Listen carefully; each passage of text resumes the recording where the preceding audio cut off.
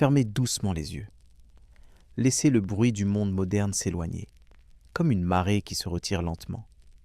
Devant vous, s'ouvre un chemin ancien, fait de craintes profondes et de murmures répétés à travers les siècles. Depuis que l'humanité sait observer le ciel, compter les jours et raconter des histoires, elle imagine sa propre fin. Vous allez voyager dans un monde où chaque comète est un avertissement, où les tremblements de la Terre sont interprétés comme des messages, où des hommes et des femmes scrutent les signes en se demandant si demain existera encore. Vous allez découvrir comment, de génération en génération, on a prédit l'effondrement final, le châtiment ultime, le grand basculement. Ce n'est pas une histoire de panique, mais une exploration lente et apaisée de nos peurs les plus anciennes. À quoi aurait ressemblé votre vie si l'on vous avait annoncé que la fin était proche? Comment auriez-vous dormi, prié, aimé, travaillé? Installez-vous confortablement. Ce voyage se fait sans hâte, au rythme des siècles et des croyances. Et si ce voyage nocturne vous plaît, pensez à vous abonner à la chaîne Histoire Cocasse pour ne pas manquer les prochaines nuits d'histoire. N'hésitez pas à laisser un commentaire pour dire depuis quel endroit vous écoutez cette veillée et à déposer un simple « j'aime » avant de fermer les yeux. Vous êtes là, dans un monde ancien où la nuit est une présence entière, épaisse, presque matérielle. Rien ne la perce sinon la peau tremblante d'un feu, et plus haut, la poussière d'étoiles qui semble poser sur le velours du ciel. L'air sent le bois chauffé, la laine humide, la terre froide. En respirant lentement, vous distinguez même une note de fumée qui s'accroche aux cheveux et aux vêtements, comme si la veillée voulait vous envelopper et vous retenir. La fin du monde, ici, ne surgit pas comme un éclair. Elle arrive comme une idée qui s'infiltre. Elle commence par un léger décalage dans l'ordre des choses, un pas de travers dans la danse des saisons. Vous l'avez d'abord ressenti sans la nommer. Un printemps trop court, un été trop dur, une pluie trop rare puis trop violente. Le sol, sous vos pas, paraît moins souple. Il sonne parfois creux. Il craquelle plus vite. On y plonge les doigts et l'on y trouve moins de fraîcheur. Dans ces communautés où l'on vit au rythme du ciel, l'inquiétude n'est pas un luxe. C'est une forme d'attention. Vous observez tout parce que tout a un poids. Le vol des oiseaux, la couleur des nuages, la santé des bêtes, la manière dont la rivière chante contre les pierres. Un jour, vous remarquez que l'eau est plus basse, que les berges sont découvertes trop tôt. Un autre, vous voyez des feuilles jaunir avant l'heure. Ce sont de petites choses, mais elles s'additionnent et leur somme finit par peser sur le cœur. Autour du feu, les voix se font plus rares. Les anciens parlent moins, et quand ils parlent, c'est avec cette lenteur prudente de ceux qui savent qu'un mot peut marquer toute une nuit. Ils se souviennent de périodes d'ombre, des famines où l'on comptait les grains, des fièvres qui passèrent de maison en maison, des hivers où le froid semblait vouloir rester pour toujours. Ils n'ont pas forcément des chiffres, ni des dates exactes, mais ils ont une mémoire faite d'images, un champ vide, un silence de village, un ciel sans promesse. Dans un monde où l'on ne sépare pas la nature du sacré, le désordre appelle une cause. Vous ne disposez pas de théorie pour rassurer. Alors l'esprit se tourne vers les récits. A-t-on manqué un rituel? A-t-on oublié une offrande? Un serment ancien a-t-il été brisé? Vous sentez comment la communauté cherche un sens, non pas par goût du mystère, mais par besoin vital. Comprendre, ici, c'est tenter de tenir debout. La nuit, le sommeil devient plus léger. Vous vous réveillez au moindre craquement, au souffle du vent qui glisse entre les planches, au gémissement d'une branche. Dans l'obscurité, vos pensées prennent leur temps, comme si elles n'avaient rien d'autre à faire que de tourner autour de la même question. Et si demain n'était pas comme hier? Et si le monde, ce grand tissu familier, commençait à se défaire fil après fil? Les signes, alors, gagnent en puissance. Une éclipse n'est plus seulement un phénomène. Elle est une bouche noire qui mord la lumière. Le jour s'assombrit, les couleurs se retirent et vous sentez une peur profonde, presque primitive, remonter depuis un endroit très ancien de vous. Les enfants se taisent, les adultes détournent le regard. On murmure des mots transmis depuis longtemps, comme si les syllabes elles-mêmes pouvaient recoudre le ciel. Il y a aussi ces nuits où une traînée brillante traverse l'obscurité, une étoile filante ou une comète. Vous la voyez, vous la suivez, et quelque chose se serre doucement dans votre poitrine. Le ciel semble écrire, puis effacer, un message que personne ne sait lire vraiment. Pourtant, chacun y projette une inquiétude. On se raconte que ce genre d'apparition annonce des morts, des guerres, des renversements. L'imagination collective s'empare du moindre éclat. Au village, les habitudes changent sans qu'on s'en rende compte. On se réunit plus souvent. On partage les nouvelles, même les plus insignifiantes, comme si tout pouvait être un indice. On regarde plus longtemps les visages des voisins. On écoute la voix des voyageurs avec plus d'attention. La peur, ici, n'est pas une panique qui court. C'est une brume qui s'installe et rend chaque chose un peu plus fragile. Alors on s'accroche à ce qui tient. On répète les gestes anciens avec plus de soin. On nettoie les lieux sacrés.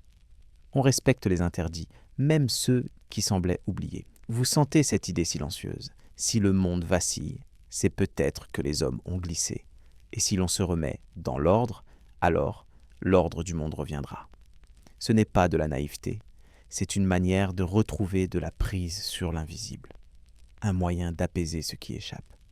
Peu à peu, la fin du monde devient un mot possible, une hypothèse qui rôde. Pas encore une certitude, non, mais une ombre au bord de chaque journée, une présence légère derrière chaque rire, derrière chaque repas. Et vous comprenez, doucement, que les prophéties naissent souvent ainsi. Non d'un tonnerre spectaculaire, mais d'une peur partagée, patiente, attentive. Une peur que le monde, tel que vous le connaissez, puisse cesser de continuer. Au fil des jours, vous sentez que la peur ne reste pas immobile. Elle circule. Elle passe d'un regard à l'autre, d'une maison à l'autre, comme un souffle discret qui n'a pas besoin de mots pour être compris. Elle ne crie pas, elle ne se montre pas ouvertement. Elle s'insinue dans la manière de se lever le matin, dans l'attention portée à chaque bruit, dans la façon dont on observe le ciel, avant même de penser à la journée à venir. Vous continuez pourtant à vivre. Vous allez au champ, aux ateliers, au point d'eau. Les gestes sont les mêmes, transmis depuis des générations, mais ils prennent une autre texture. Chaque action semble désormais chargée d'une responsabilité invisible. Semer n'est plus seulement préparer l'avenir, c'est tester si l'avenir existe encore. Réparer un outil, c'est affirmer silencieusement que demain aura besoin de cet outil. Dans les échanges quotidiens, vous remarquez que certains mots reviennent plus souvent. On parle de cycle, de fin et de recommencement. On évoque des histoires très anciennes, parfois confuses, où des mondes précédents auraient disparu avant celui-ci. Ces récits ne sont pas racontés pour divertir. Ils servent à donner une forme à l'angoisse, à lui offrir un cadre, presque une logique. Si d'autres mondes ont pris fin, alors le vôtre pourrait suivre le même chemin. Les enfants, eux, perçoivent le changement sans toujours le comprendre. Vous les voyez jouer plus près des adultes, moins loin dans les bois ou les champs. Ils posent que des questions simples, auxquelles il est difficile de répondre. Pourquoi le ciel devient-il si sombre ? Pourquoi les adultes parlent-ils plus bas ? Vous sentez la responsabilité de rassurer, même quand vous doutez vous-même. La peur agit aussi sur le temps. Les journées semblent parfois plus longues, étirées par l'attente. Les nuits, au contraire, passent trop vite, hachées par des réveils fréquents. Vous rêvez davantage, des rêves où l'eau monte, où la terre s'ouvre, où le ciel tombe en silence. Au réveil, vous mettez un moment à distinguer ce qui appartient encore au monde réel. Ces images vous accompagnent longtemps après l'aube. Peu à peu, certains cherchent des réponses plus directes. On se tourne vers ceux qui savent interpréter. Les sages, les prêtres, les devins, ceux qui connaissent les récits anciens et les signes cachés. Vous assistez à ces consultations discrètes, parfois nocturnes. On apporte une offrande modeste, un peu de nourriture, un objet symbolique. On pose la question sans la formuler clairement, par crainte de la rendre trop réelle. Les réponses sont souvent prudentes. Elles parlent de vigilance, de purification, de respect des règles oubliées. Elles ne disent pas toujours que la fin est proche, mais elles n'excluent rien. Cette ambiguïté entretient l'attention. Vous sentez combien l'esprit humain préfère parfois une mauvaise certitude à une attente interminable. Pourtant, la prophétie reste floue, comme un horizon brumeux. La peur transforme aussi la manière dont on se regarde soi-même. Vous repensez à vos actes passés, Avez-vous fait ce qu'il fallait? Avez-vous respecté les usages, les anciens, les interdits? Dans un monde menacé, chaque faute potentielle semble plus lourde. Vous ressentez un besoin de vous rendre plus léger, plus juste, comme si cela pouvait influencer le cours des choses. Dans certaines maisons, on range davantage.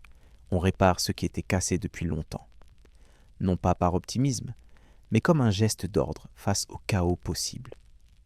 Mettre de l'ordre autour de soi devient une manière de résister à l'idée de la fin.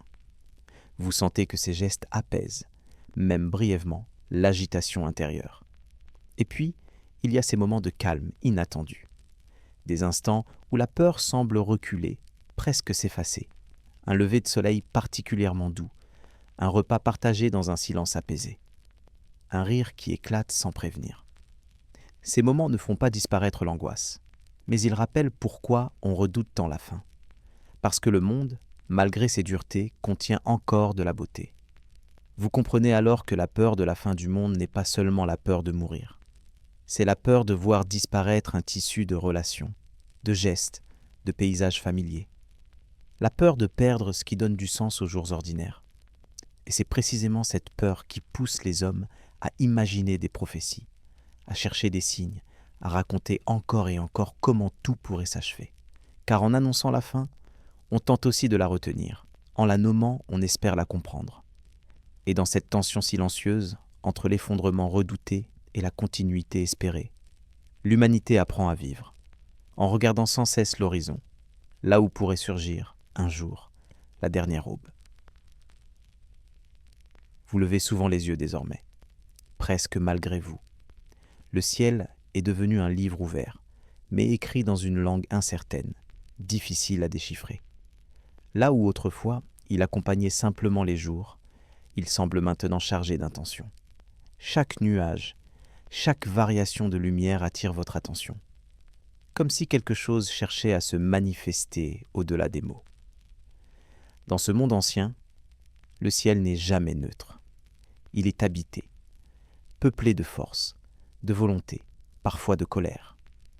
Vous avez grandi avec l'idée que ce qui se passe au-dessus de vos têtes n'est pas séparé de ce qui se passe sous vos pieds. Alors lorsque le ciel change de visage, c'est tout l'équilibre du monde qui semble menacé. Vous remarquez d'abord les orages. Ils deviennent plus violents, plus imprévisibles. Le tonnerre gronde longtemps avant que la pluie n'arrive, comme un avertissement prolongé. Les éclairs déchirent l'obscurité avec une brutalité inhabituelle. Vous sentez le sol vibrer légèrement et votre corps réagit avant même que votre esprit ne comprenne. On ferme les portes, on rassemble les enfants, on attend, immobile. La pluie, quand elle tombe, n'apporte pas toujours le soulagement espéré. Parfois, elle s'abat avec une telle force qu'elle ravine les champs, emporte la terre fertile, laisse derrière elle des sillons inutiles. D'autres fois, elle se fait désirer trop longtemps. Les jours s'étirent sous un soleil implacable. La poussière s'accumule sur la peau. Les lèvres se fendillent. Les réserves diminuent lentement, mais sûrement. Vous observez aussi le vent. Lui qui était familier devient capricieux. Il souffle à contretemps, se lève sans prévenir, gémit autour des habitations comme une plainte prolongée. La nuit, il fait craquer les toits, grincer les arbres, et ces bruits réveillent des peurs anciennes. Vous avez l'impression que le monde parle dans une langue trop vaste pour être comprise. Puis viennent les phénomènes plus rares. Une éclipse plonge le jour dans une pénombre étrange. Les ombres se déplacent comme si elles avaient leur propre volonté. Les animaux se taisent, tout s'agite. Vous sentez un frisson collectif parcourir la communauté. Certains détournent le regard, incapables de soutenir ce ciel qui s'assombrit sans raison apparente. D'autres murmurent des prières apprises depuis l'enfance. Il y a aussi les étoiles qui filent, laissant derrière elles une traînée lumineuse. Dans le silence nocturne, vous retenez votre souffle. Ces apparitions sont belles, presque hypnotiques, mais elles inquiètent. On raconte qu'elles annoncent des morts importantes, des bouleversements, des changements irréversibles. Vous sentez comment la beauté elle-même peut devenir source d'angoisse quand elle semble porteuse de messages cachés. La nature, en colère ou non, devient alors une messagère. Les tremblements de terre, même légers, sont interprétés comme des signes de rupture profonde. La Terre, censée être stable, se met à bouger. Vous perdez un instant vos repères. Si le sol lui-même n'est plus sûr, qu'est-ce qui peut encore l'être? Dans ces moments-là, le monde paraît fragile, presque vivant, comme un être immense qui pourrait se retourner contre ses habitants. Vous ressentez un mélange de crainte et de respect, car ses forces dépassent l'homme. Elles rappellent sa petitesse, sa dépendance, son incapacité à tout maîtriser. Autour de vous, les récits se multiplient. On se souvient d'autres temps où le ciel aurait envoyé des avertissements semblables. On raconte que des cités entières auraient disparu après avoir ignoré les signes. Ces histoires circulent lentement, portées par les veillés, par les voyageurs, par les anciens. Elles s'enrichissent, se transforment, mais leur cœur reste le même. Quand la nature parle, il faut écouter. Vous sentez alors que la peur de la fin du monde s'ancre encore plus profondément. Elle ne repose plus seulement sur des inquiétudes diffuses, mais sur des événements visibles, tangibles. Le ciel se montre, la terre réagit, l'eau déborde ou se retire. Tout semble concourir à rappeler que l'ordre n'est jamais garanti. Et dans cette observation attentive du monde naturel, une idée s'installe lentement. Si la fin doit venir, elle sera annoncée. Pas forcément clairement, pas forcément pour être comprise par tous, mais par une accumulation de signes. Le ciel, la terre et les éléments deviennent ainsi les premiers prophètes silencieux. Ceux que l'humanité regarde depuis toujours, en cherchant à savoir si demain aura encore un horizon. Avec le temps, vous comprenez que les signes ne se limitent pas au ciel. La nature entière semble entrer dans une forme de dialogue inquiet avec les hommes.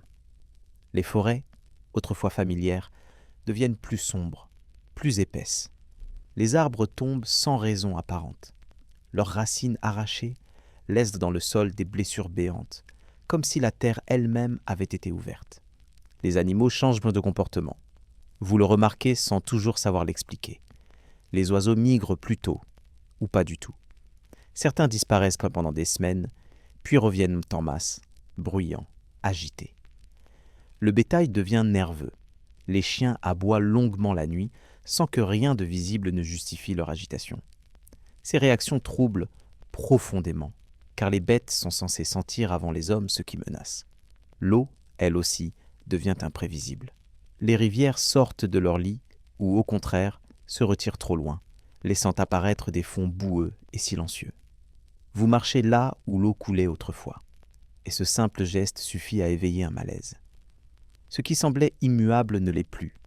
Les puits baissent. On commence à compter les jarres, à rationner sans le dire franchement. Dans les campagnes comme dans les villes, les catastrophes naturelles prennent alors une dimension morale. Un incendie n'est pas seulement un accident. Une inondation n'est pas qu'un caprice de la pluie. Chaque événement est chargé de sens.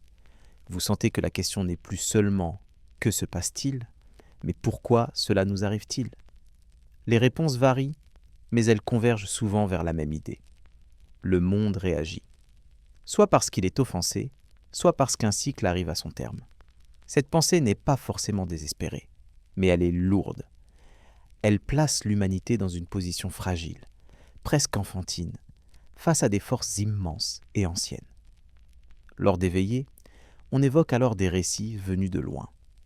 Des villes englouties par les eaux, des terres rendues stériles par le feu, des peuples entiers contraints de partir ou de disparaître. Ces histoires circulent lentement, portées par les marchands, les pèlerins, les voyageurs. Elles ne sont pas toujours exactes, mais elles frappent l'imagination. Elles donnent un visage possible à la fin. Vous remarquez que la peur change de nature. Elle n'est plus seulement diffuse, elle devient plus concrète, plus incarnée. On ne redoute plus seulement un effondrement abstrait, mais une série de catastrophes enchaînées, chacune annonçant la suivante. Un orage annonce une famine. Une famine annonce des maladies. Une maladie annonce des morts nombreuses. Et derrière tout cela, l'idée que le monde pourrait ne jamais retrouver son équilibre. Dans certains moments de calme, pourtant, la nature semble se radoucir. Un ciel clair succède à la tempête. Une pluie douce apaise la terre desséchée. Ces instants créent une confusion profonde. Faut-il y voir un pardon, un sursis, ou simplement une pause avant un nouveau bouleversement? Vous sentez combien l'esprit humain oscille entre espoir et crainte, incapable de se fixer durablement. Peu à peu, cette attention constante aux signes fatigue. Observer le monde devient épuisant. Chaque bruit, chaque variation de lumière, chaque frémissement de l'air est scruté, analysé, interprété. Vous ressentez le poids de cette vigilance permanente. Pourtant, personne n'ose détourner le regard, car ne pas voir serait pire encore. La nature, ainsi observée, devient un immense théâtre prophétique. Elle parle sans mots, mais avec des gestes puissants. Elle élève, elle détruit, elle transforme. Et vous comprenez que, dans l'imaginaire humain, la fin du monde ne peut venir que d'elle. Non comme une ennemie, mais comme une force qui reprend ce qu'elle a donné. Dans cette relation tendue entre l'homme et les éléments, naît une certitude silencieuse. Si la fin approche, elle ne sera pas discrète. Elle fera trembler la terre, gronder le ciel, déborder les eaux. Elle s'inscrira dans le paysage lui-même. Et en attendant ce possible dénouement, l'humanité apprend à lire le monde comme on lit un présage, lentement, avec crainte, et avec l'espoir fragile de s'être trompé.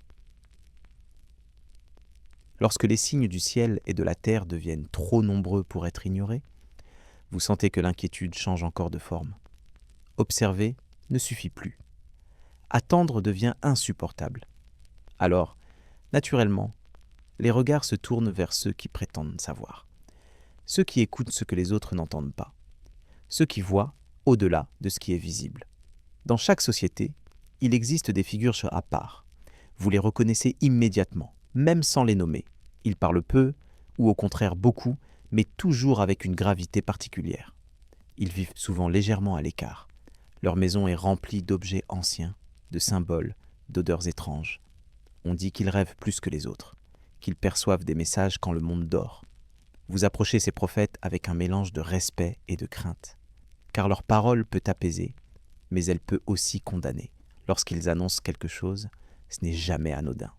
Vous ressentez ce poids avant même qu'un mot soit prononcé. Le silence autour d'eux semble plus dense, presque sacré. Ces hommes et ces femmes ne parlent pas toujours d'eux-mêmes. Ils disent recevoir des visions, des songes, des voix. Parfois, c'est la nuit qui leur parle. Parfois, c'est une divinité, un esprit, un ancêtre. Le message n'est jamais parfaitement clair. Il arrive sous forme d'images, une mer qui monte, un feu qui engloutit, un ciel qui se déchire. Vous écoutez attentif, tentant de reconnaître votre propre monde dans ces descriptions floues. Les prophéties ne sont pas toujours criées sur les places publiques. Souvent, elles circulent lentement, de bouche à oreille. Vous entendez dire qu'un voyant a prédit un grand bouleversement, qu'une prêtresse a parlé d'un temps où le soleil se cacherait, que des voix venues de l'au-delà auraient annoncé une purification nécessaire. Chaque récit se transforme légèrement, mais le cœur du message reste, quelque chose approche. Vous remarquez que ces annonces ne provoquent pas toujours la panique. Elles produisent parfois un étrange apaisement. Mettre des mots sur la peur la rend plus supportable. Si la fin est annoncée, alors elle devient compréhensible, inscrite dans un ordre plus vaste.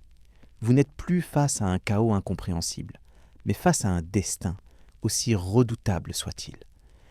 Les prophètes parlent souvent de fautes, de dérives, d'oubli. Ils disent que le monde se termine parce que les hommes se sont éloignés de ce qu'ils étaient censés être. Ces paroles trouvent un écho profond. Vous repensez à vos gestes, à vos choix, à ceux de la communauté. La prophétie agit comme un miroir. Elle oblige à regarder ce qui dérange. Certains prophètes sont écoutés avec ferveur, d'autres sont rejetés, moqués, chassés. Mais même ceux que l'on refuse d'entendre laissent une trace. Leurs paroles continuent de circuler, comme une graine semée malgré tout. Vous sentez combien il est difficile d'ignorer complètement quelqu'un qui parle de la fin, surtout lorsque le monde semble déjà vaciller. La peur se transforme alors en attente. On guette la confirmation. Chaque événement est comparé aux paroles prononcées. Une tempête devient la preuve que la prophétie était juste. Une maladie collective renforce la conviction. Vous sentez comment l'esprit humain cherche à relier les faits, à construire un récit cohérent, même au bord de l'effondrement. Il arrive aussi que plusieurs prophètes parlent en même temps, mais disent des choses différentes. Certains annoncent une destruction totale, d'autres évoquent une renaissance après l'épreuve. Cette diversité trouble. Qui croire? Vous ressentez ce tiraillement intérieur, cette hésitation entre désespoir et espoir. Pourtant, même les annonces les plus sombres contiennent souvent une promesse implicite, celle d'un sens. Dans ces périodes, la frontière entre le monde des vivants et celui de l'invisible semble plus mince. Vous avez l'impression que les morts ne sont pas loin, qu'ils observent, qu'ils murmurent. Les rêves deviennent plus intenses, plus symboliques. Vous vous réveillez avec des images persistantes, comme si votre esprit avait voyagé ailleurs pendant la nuit. Ainsi naissent al-Raharper, les grandes prophéties de la fin du monde. Elles ne surgissent pas du néant. Elles émergent d'un terreau de peur, de signes, d'attente. Elles donnent une voix à l'angoisse collective. Et même lorsque le monde ne s'achève pas, leur empreinte demeure, gravée dans les mémoires, prête à ressurgir à la prochaine crise. Car tant que l'humanité se demandera pourquoi le monde tremble, elle écoutera ceux qui prétendent entendre la réponse. À mesure que les prophéties circulent, vous sentez qu'elles modifient profondément la manière dont le monde est perçu.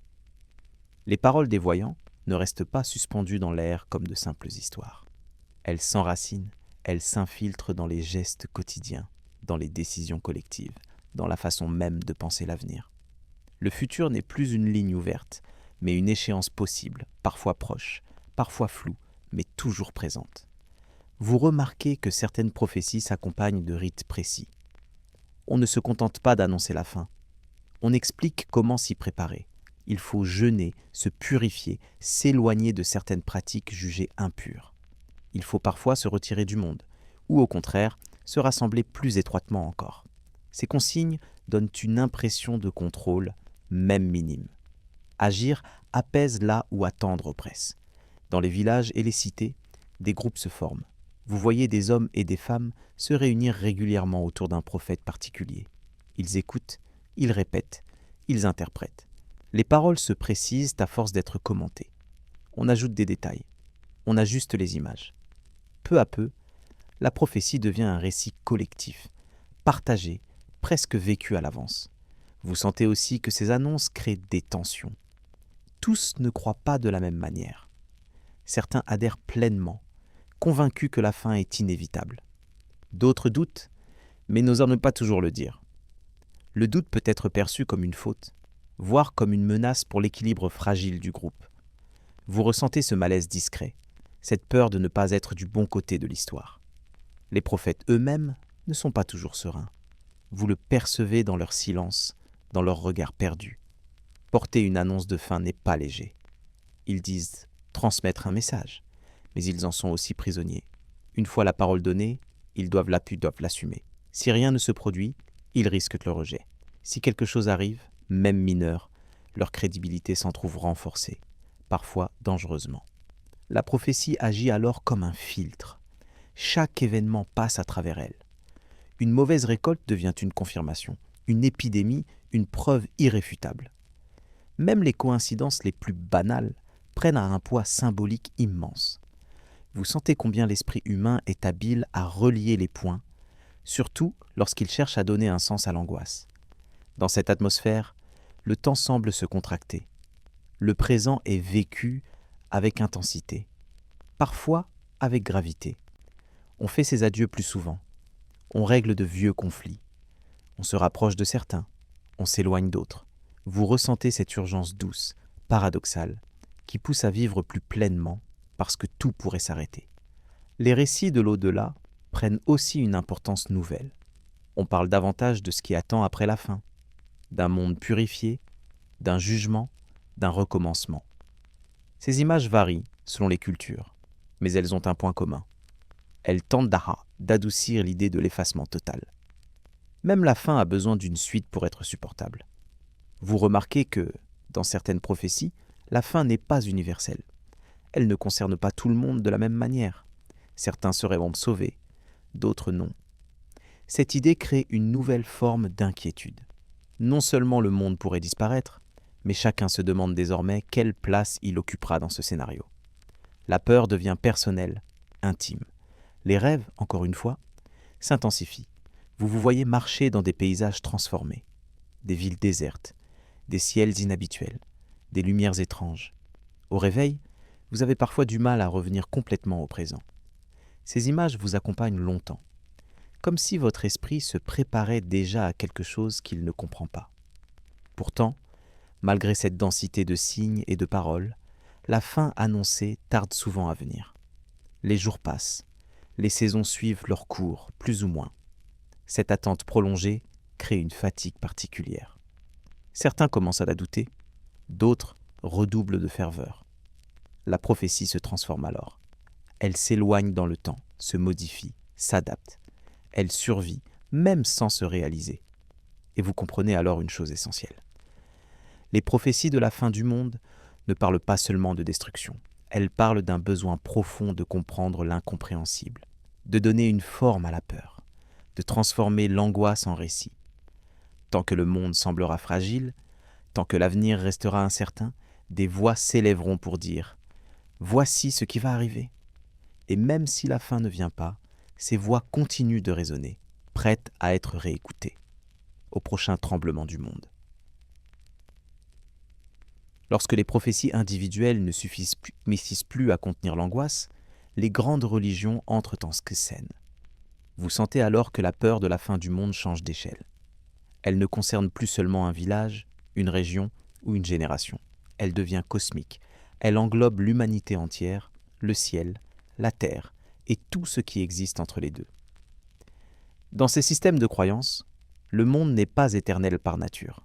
Il a été créé, ordonné, structuré selon une volonté supérieure. Et tout ce qui a un commencement peut aussi avoir une fin. Cette idée, vous l'avez intégrée depuis longtemps. Elle n'est pas forcément terrifiante au départ. Elle fait partie de l'ordre des choses. Mais lorsque les temps semblent troublés, cette fin théorique se rapproche soudainement. Vous entendez parler de jugement, de révélation finale, d'un moment où tout sera dévoilé, où chaque acte, chaque pensée, chaque oubli sera mis en lumière. Cette perspective est à la fois rassurante et effrayante. Rassurante, parce qu'elle promet un sens ultime. Effrayante, parce qu'elle ne laisse rien dans l'ombre. Dans les temples, les églises, les lieux sacrés, les paroles prennent une gravité nouvelle. Les textes anciens sont relus avec une attention accrue. Vous écoutez les récits de fins annoncées, des cieux qui s'ouvrent, des trompettes célestes, des anges messagers, des feux purificateurs. Les images sont puissantes, parfois terribles, mais elles offrent une structure à l'effroi. La fin n'est plus un chaos absolu, elle est un événement inscrit dans un plan. Vous remarquez que ces récits insistent rarement sur une destruction aveugle. Ils parlent plutôt de séparation entre le juste et l'injuste, entre ce qui doit être conservé et ce qui doit disparaître. Cette idée transforme la peur. Elle introduit une notion de responsabilité. La fin n'arrivera pas au hasard. Elle répondra à une logique morale. Cette perspective vous pousse à l'introspection. Vous vous observez avec plus de sévérité. Vous repensez à vos paroles, à vos gestes, à vos silences. Chaque choix semble désormais peser plus lourd. Vous ressentez une pression douce mais constante, celle de devoir être à la hauteur d'un monde qui s'apprête peut-être à être jugé. Les religions offrent aussi des calendriers, des signes précis, des séquences annoncées. La fin ne viendra pas sans avertissement. Il y aura des guerres, des famines, des maladies, des bouleversements sociaux. En entendant ces descriptions, vous ne pouvez vous empêcher de comparer avec ce que vous vivez. Les ressemblances frappent parfois. Et quand elles frappent, le doute s'installe profondément. Dans ces moments, la foi devient plus intense. Les lieux de culte se remplissent. Les prières se multiplient.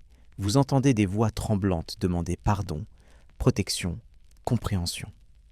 Ce ne sont pas des prières de confort, mais de survie spirituelle. Même ceux qui doutaient auparavant ressentent le besoin de se raccrocher à quelque chose de plus grand qu'eux. Mais cette intensification religieuse a aussi un revers. La peur de la fin peut devenir un outil de contrôle. Certains interprètent les textes de manière stricte, rigide. Ils affirment savoir. Ils désignent les fautes, parfois les coupables. Vous sentez une tension nouvelle apparaître, comme si l'annonce du jugement autorisait soudainement à juger les autres avant l'heure. Pourtant, au cœur de ces récits de fin, il y a presque toujours une promesse, celle d'un monde renouvelé, d'un ordre restauré, d'une paix enfin durable. La fin n'est pas seulement une disparition, mais un passage.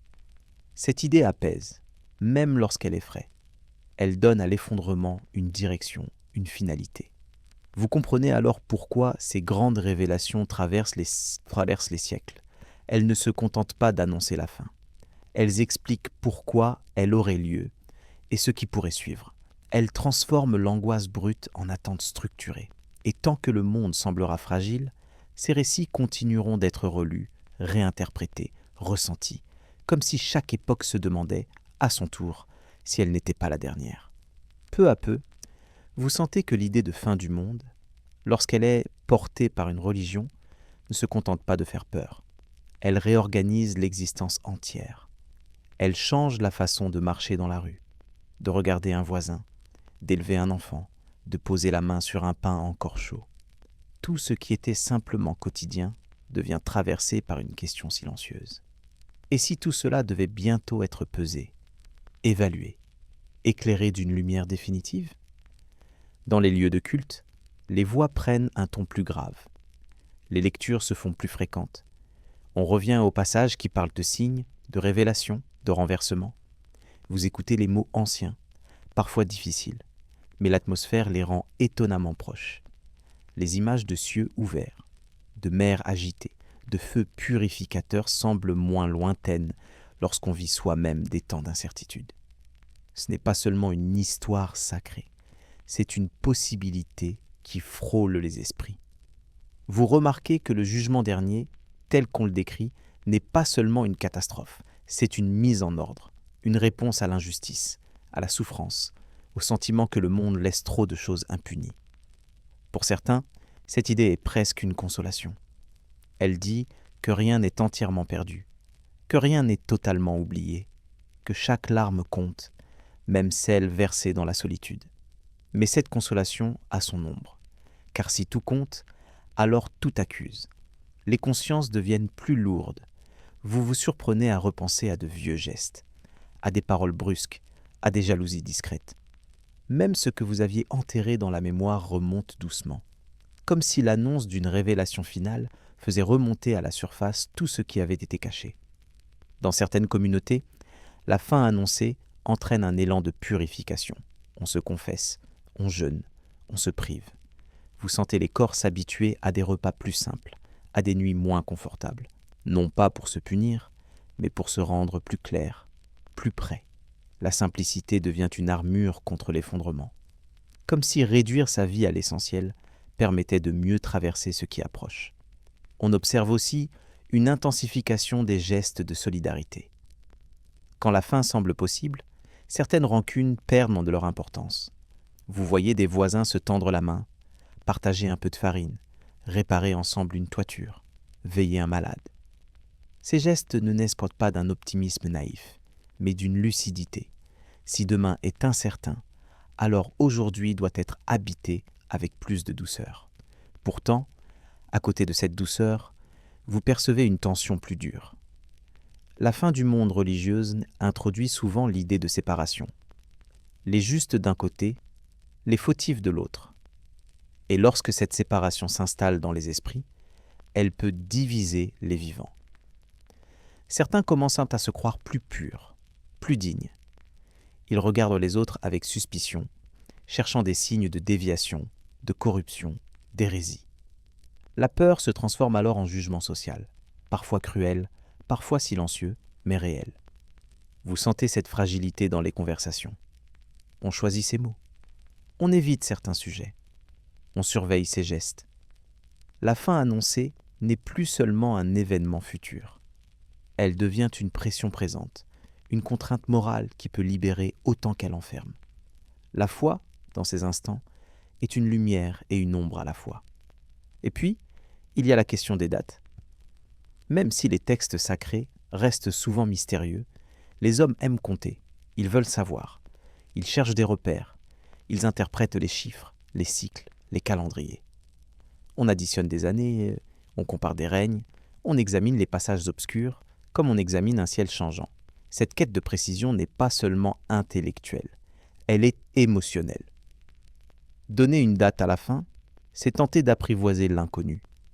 Lorsque la date passe et que rien ne se produit, l'esprit ne se calme pas forcément. Il s'adapte, il réinterprète. On dit que l'on s'est trompé de calcul, que la miséricorde a repoussé l'échéance, que le signe était symbolique. La fin se déplace, mais ne disparaît pas. Elle reste là, dans un coin de la pensée collective, prête à reprendre forme à la prochaine crise. Vous comprenez alors que les grandes révélations religieuses traversent le temps parce qu'elles parlent autant du monde que du cœur humain. Elles offrent une structure à la peur, une promesse à la souffrance, un ordre à l'injustice. Elles disent que la fin n'est pas un néant, mais une transition, un passage, une lumière qui dévoile. Et dans le calme d'une nuit, quand les prières s'apaisent et que le feu baisse doucement, vous sentez cette idée persister. Si la fin doit venir, elle viendra comme une immense ouverture, une porte qui se referme sur un monde ancien et qui peut-être s'ouvre sur un autre. Lorsque les grandes révélations religieuses ont posé le cadre général de la fin du monde, l'esprit humain cherche presque aussitôt à la rendre mesurable. Vous sentez ce besoin profond de transformer l'attente vague en échéance précise. Une date, un jour, une année, quelque chose que l'on puisse entourer, compter, anticiper. Car attendre sans savoir est souvent plus difficile que redouter une fin annoncée. Depuis longtemps déjà, les hommes observent le temps avec attention. Ils le découpent en cycles, en saisons, en années. Ils inventent des calendriers pour donner un ordre à ce qui passe. Et dans ces calendriers, certains nombres prennent une importance particulière. Ils reviennent, ils se répètent, ils semblent chargés d'un sens mystérieux. Vous remarquez combien ces chiffres deviennent lourds lorsqu'ils sont associés à la fin. Dans les communautés anciennes, on commence à murmurer que tel cycle touche à son terme, que tel conte arrive à son dernier jour. Les anciens calculs sont ressortis, les tablettes sont relues, les manuscrits sont comparés. Vous voyez des hommes penchés sur des signes tracés depuis longtemps, tentant de faire correspondre le temps humain avec le temps sacré. Chaque addition, chaque soustraction semble pouvoir faire basculer le monde. Ces dates fatidiques ne naissent jamais dans le vide. Elles apparaissent souvent dans des périodes de troubles. Guerre, famine, maladie, bouleversements politiques. Lorsque tout semble instable, l'idée qu'un grand cycle s'achève devient presque logique.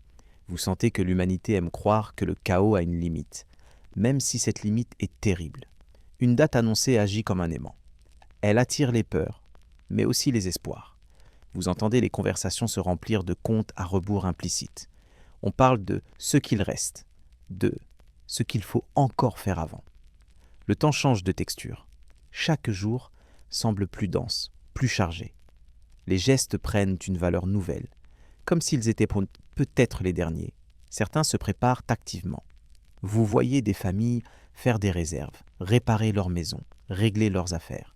D'autres, au contraire, abandonnent peu à peu les projets à long terme. Pourquoi construire ? Pourquoi planifier si tout doit s'arrêter ? Cette divergence crée des tensions silencieuses. Le même calendrier ne produit pas les mêmes réactions chez tous. Il y a aussi ceux qui scrutent le ciel et la terre, avec une précision presque obsessionnelle. À l'approche de la date redoutée, chaque phénomène est interprété comme une confirmation. Une tempête devient un avertissement final. Une épidémie, un signe irréfutable. Vous sentez combien la proximité de l'échéance amplifie chaque événement, le rend plus lourd, plus significatif. Les calendriers maudits ont aussi un pouvoir étrange. Ils donnent l'illusion de maîtriser l'inconnu. Mettre une date sur la fin, c'est croire que l'on peut la comprendre, l'anticiper, peut-être même l'éviter. Vous ressentez cette tension paradoxale ? La date effraie, mais elle rassure aussi. Elle transforme une peur diffuse en un point fixe. Dans certaines communautés, la date devient sacrée.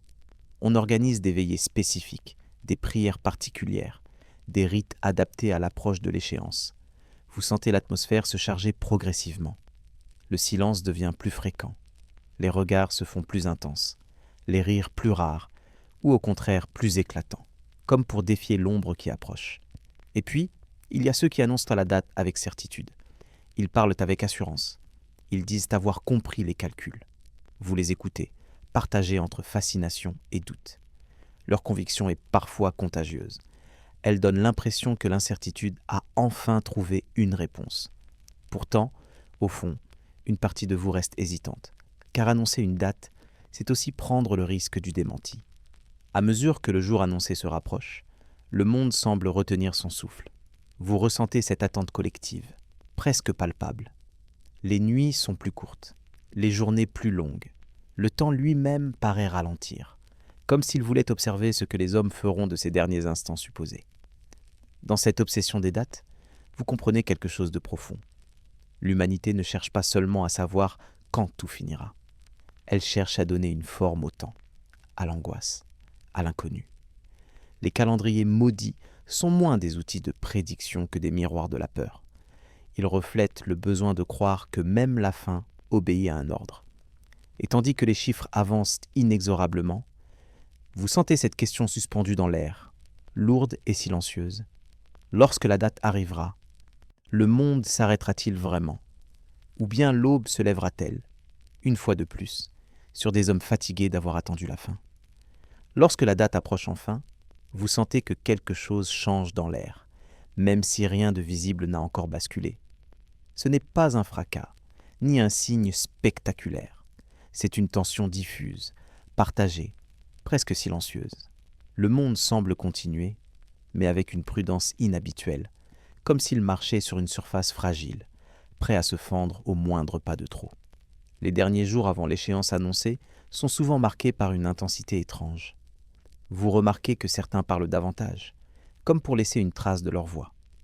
D'autres se taisent presque complètement, préférant observer, écouter, respirer lentement. Les gestes deviennent plus conscients. On savoure un repas simple comme s'il était exceptionnel. On s'attarde sur un visage familier, sur une lumière de fin d'après-midi, sur le chant régulier d'un insecte. Dans certaines maisons, on prépare l'événement avec sérieux. On nettoie, on range, on met de l'ordre. Non pas seulement par souci pratique, mais par désir de clarté. Si la fin doit venir, autant qu'elle trouve un monde ordonné. Vous sentez combien ce besoin de propreté et de simplicité est lié à l'angoisse. Mettre de l'ordre autour de soi, c'est tenter de calmer le chaos intérieur. D'autres choisissent une attitude opposée. Ils refusent de croire ou font semblant. Ils organisent des repas, des fêtes modestes, des moments de partage. Ils riment plus fort que d'habitude, parfois avec une pointe de nervosité. Ce n'est pas un déni total, mais une manière de dire « tant que le monde est là, autant l'habiter pleinement ». Vous percevez dans ces rires une fragilité touchante. À mesure que l'heure supposée approche, les signes sont scrutés avec une attention presque douloureuse. Le ciel est observé comme jamais. Un nuage un peu plus sombre suffit à faire monter le cœur dans la poitrine. Un bruit lointain est interprété comme un présage. Vous sentez combien l'attente aiguise les sens, jusqu'à l'épuisement. Puis vient le moment précis. Le jour annoncé, l'année redoutée. Le chiffre tant attendu cesse d'être une abstraction. Il devient un matin, une lumière, une température. Vous vous réveillez et le monde est encore là. Le soleil se lève, les oiseaux chantent, la terre ne s'ouvre pas, le ciel ne tombe pas. Pendant un instant, vous ne savez pas quoi ressentir. Pour certains, c'est un soulagement immense. Les corps se détendent, les épaules s'abaissent, on respire plus profondément, on rit, parfois nerveusement, parfois franchement. La vie reprend, presque honteuse d'avoir douté. Mais ce soulagement n'est pas toujours durable. Il est souvent accompagné d'un sentiment étrange, difficile à nommer. Car pour d'autres, la date manquée n'est pas une fin de l'angoisse, mais une transformation. On explique que la fin a été repoussée, que le calcul était presque juste, que la miséricorde a offert un délai. La prophétie ne disparaît pas, elle se décale. Vous sentez combien l'esprit humain est habile à préserver ces récits, même face à l'évidence. Il y a aussi ceux qui se sentent perdus après l'échéance. Ils avaient organisé leur vie autour de cette fin annoncée. Ils avaient renoncé à des projets, modifier leurs relations, parfois même rompues avec le monde. Lorsque rien ne se produit, un vide s'installe. Que faire maintenant quand on a vécu des mois ou des années dans l'attente d'un effondrement? Les calendriers maudits laissent ainsi des traces profondes. Même lorsqu'ils se trompent, ils transforment les existences. Ils marquent les mémoires. On se souvient longtemps de l'année où tout devait finir. Elle devient un repère, un récit transmis, un exemple. Vous entendez les anciens raconter comment ils ont attendu, comment ils ont eu peur, comment le monde a continué malgré tout. Avec le recul, certains tirent des leçons. Ils parlent de prudence, de méfiance envers les certitudes trop nettes. D'autres, au contraire, renforcent leur conviction que la fin viendra un jour, même si la date était mauvaise. Vous comprenez alors que ces calendriers ne cherchent parfois pas vraiment à prédire l'avenir. Ils cherchent à donner un sens au présent. La répétition de ces dates ratées ne fait pas disparaître la peur de la fin du monde. Elle la rend plus complexe, plus nuancée. Elle introduit une idée troublante. Et si la fin était toujours annoncée, mais jamais tout à fait atteinte? Et si l'humanité vivait dans un état d'attente perpétuelle, oscillant entre effondrement redouté et continuité inattendue? En observant ces cycles d'annonces et de démentis, vous sentez naître une forme de sagesse inquiète. Le monde a déjà failli finir tant de fois, et pourtant, il est encore là. Cette constatation n'annule pas la peur, mais elle la transforme. Elle invite à vivre autrement le temps qui reste, qu'il soit long ou bref. Ainsi, les dates fatidiques passent, les calendriers se renouvellent, et l'humanité continue de compter. Non seulement les jours qui restent, mais aussi les jours qui ont été épargnés. Et dans ce comptage silencieux, une question demeure, toujours suspendue. La prochaine date sera-t-elle enfin la bonne? Ou simplement une autre étape dans l'attente sans fin de la dernière heure? Lorsque l'annonce de la fin du monde se répand, vous remarquez qu'elle ne touche jamais tous les peuples de la même manière. Chaque société, chaque culture, chaque communauté reçoit cette idée selon son histoire, ses croyances, ses blessures aussi. La même prophétie peut provoquer des réactions profondément différentes, révélant ce que chaque peuple porte déjà en lui. Dans certains lieux, l'annonce de l'Apocalypse réveille une mémoire ancienne. Vous sentez que ces peuples ont déjà connu l'effondrement. Des villes détruites, des empires tombés, des traditions brisées. Pour eux, la fin du monde n'est pas une abstraction totale. Elle a déjà eu lieu, à petite échelle. Alors lorsque la grande fin est annoncée, elle s'inscrit dans une continuité. Elle fait écho à des pertes déjà vécues. Vous observez ces communautés se préparer avec gravité, mais sans agitation excessive. Elles savent que survivre, parfois, signifie simplement s'adapter. On renforce les liens familiaux. On transmet les savoirs essentiels. Les anciens racontent, longuement, comment ils ont traversé d'autres temps sombres. La parole devient un refuge, une manière de tenir ensemble face à l'inconnu. Ailleurs, au contraire, l'annonce de la fin provoque une agitation intense. Les peuples qui ont connu une période de prospérité récente vivent cette menace comme une injustice insupportable. Vous ressentez leur colère, leur incompréhension. Pourquoi maintenant? Pourquoi eux? Cette révolte se mêle à la peur. On conteste les prophéties, on accuse les messagers, on cherche des responsables, humains ou divins. Dans les grandes cités, l'apocalypse annoncée prend une dimension sociale complexe. Les rumeurs circulent peu vite. Elles se transforment, s'amplifient. Vous voyez les foules se rassembler, parfois pour prier, parfois pour protester, parfois simplement pour ne pas être seul. Le bruit, la densité humaine, l'émotion collective créent une atmosphère presque étouffante. La fin du monde devient un événement partagé, vécu ensemble, dans la promiscuité.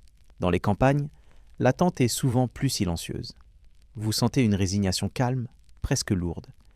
Les paysans continuent à travailler la terre, même lorsque la fin est annoncée. Semer reste un geste nécessaire, presque obstiné.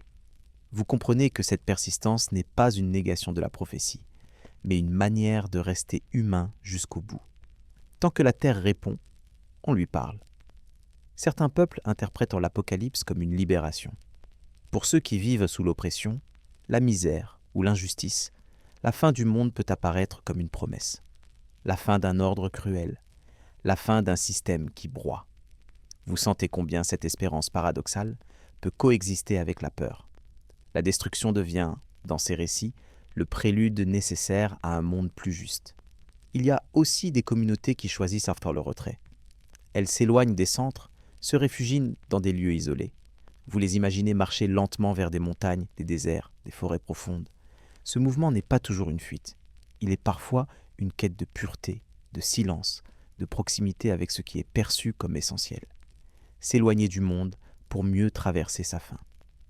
Face à l'annonce de l'apocalypse, les hiérarchies sociales peuvent se fissurer. Vous remarquez que certaines autorités perdent de leur influence, tandis que d'autres figures émergent. Ceux qui savent rassurer, expliquer, écouter deviennent centraux. La parole prend une valeur nouvelle. Elle peut apaiser ou enflammer. Vous sentez combien la responsabilité de parler devient lourde dans ces temps troublés. Les conflits ne disparaissent pas pour autant. Au contraire, ils peuvent s'intensifier. La peur de la fin exacerbe les tensions latentes. Des groupes s'accusent, mutuellement, d'avoir provoqué la colère divine. Des divisions anciennes se ravivent. Vous percevez cette fragilité extrême du tissu social, tendu entre solidarité et éclatement. Pourtant, malgré ces différences, une chose relie tous les peuples face à l'annonce de la fin, le besoin de sens. Chacun, à sa manière, cherche à comprendre ce que cet apocalypse dit de lui-même, de son passé, de ses choix. La fin du monde devient alors un miroir collectif, révélant ce que chaque société valorise, craint, espère. Et dans cette diversité de réactions, vous comprenez que l'apocalypse n'est jamais vécu de façon uniforme. Elle traverse les peuples comme un vent ancien, révélant leurs forces et leurs failles. Elle ne fait pas que menacer la fin. Elle met à nu ce que signifie pour chacun faire encore partie du monde. À mesure que l'annonce de l'apocalypse s'installe dans la durée, vous percevez une transformation plus profonde encore dans la manière dont les peuples vivent ensemble. Ce n'est plus seulement la peur immédiate qui agit, mais une lente réorganisation des priorités, des valeurs, des relations humaines. La fin annoncée agit comme un révélateur puissant, presque impitoyable, de ce qui compte vraiment. Dans certaines communautés, la solidarité devient une nécessité vitale. Vous voyez des réseaux d'entraide se former naturellement. On partage les récoltes, les outils, les savoirs. Les plus forts aident les plus fragiles. Les malades sont entourés avec plus de soins. Cette entraide n'est pas idéalisée. Elle est parfois maladroite, parfois incomplète, mais elle témoigne d'un instinct ancien. Face à la fin possible, l'isolement n'est plus une option viable. Vous remarquez aussi que la transmission prend une importance nouvelle. Les anciens parlent davantage. Ils racontent des histoires fondatrices, les erreurs passées, les gestes qui ont permis de survivre autrefois. Vous les écoutez, conscient que ces paroles pourraient être parmi les dernières transmises. Les enfants, eux, écoutent avec une attention inhabituelle, comme s'ils sentaient que ces récits portent quelque chose d'essentiel. Dans d'autres groupes, la peur conduit à un repli plus dur. On se méfie des étrangers. On ferme les portes, on protège jalousement les ressources. Vous sentez cette crispation, cette volonté de préserver un nous menacé. Ce réflexe n'est pas toujours cruel, mais il peut le devenir. La fin du monde, ici, renforce les frontières plutôt qu'elle ne les efface. Les autorités, politiques ou religieuses, sont mises à l'épreuve.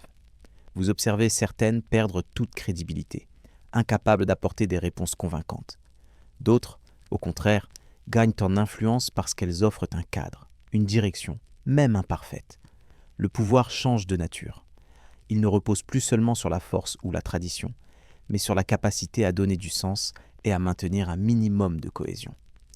Dans les villes, la vie quotidienne devient plus tendue. Les marchés sont plus bruyants, plus nerveux. Les échanges sont rapides, parfois agressifs. Vous sentez que chacun cherche à sécuriser sa place avant qu'il ne soit trop tard.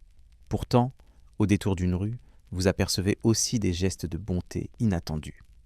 Un inconnu qui aide à porter une charge, un marchand qui donne sans compter. Ces contrastes rendent l'atmosphère profondément instable, mais aussi intensément humaine. Dans les campagnes et les zones isolées, l'attente prend une autre forme. Le rythme de la nature impose sa lenteur. Les jours continuent de s'écouler, presque indifférents aux prophéties.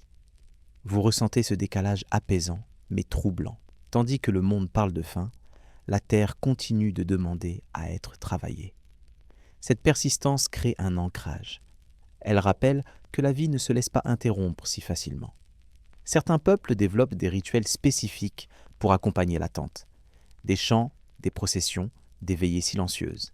Ces pratiques ne cherchent pas forcément à empêcher la faim, mais à la traverser ensemble. Vous sentez combien ces moments partagés apaisent. Ils donnent une forme collective à l'angoisse, la rendent supportable en la reliant aux autres. La peur de l'apocalypse modifie aussi la relation au temps long. Les projets s'écourtent. On pense moins à lointain avenir, plus à l'instant présent. Cette concentration sur le maintenant peut être source de violence, mais aussi d'intensité. Vous voyez des amitiés se renforcer rapidement, des amours naître avec urgence, des paroles longtemps retenues être enfin prononcées. Pour certains peuples, l'annonce répétée de la faim finit par produire une forme de lassitude. Vous ressentez cette fatigue collective, cette impression d'avoir trop souvent attendu l'effondrement. La peur ne disparaît pas, mais elle se transforme en prudence sceptique. On continue à écouter les prophéties, mais avec une distance nouvelle. Le monde a déjà survécu à tant d'annonces qu'il semble presque résistant par habitude.